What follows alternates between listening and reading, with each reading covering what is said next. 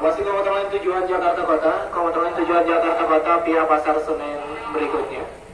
Saat ini rangkaian berangkat dari stasiun Telaga Murni dan akan dipersiapkan masuk di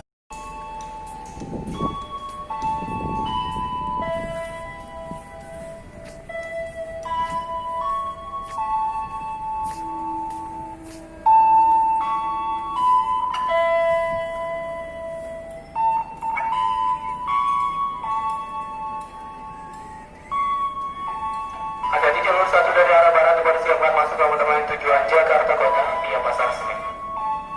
Dengan nomor KA 1491 rangkaian terdiri dari 10 kereta.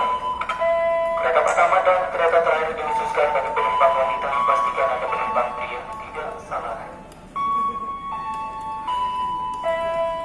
Berbagi dalam satu menunggu di belakang batas garisan mendarat, tetap utamakan selalu keselamatan diri Anda.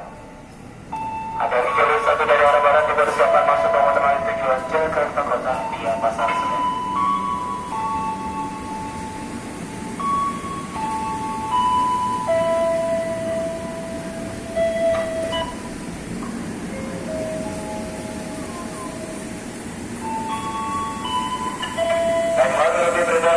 Destination to Jakarta Kota Station, train number 1491. This train has 10 constables and restaurant for walking passengers.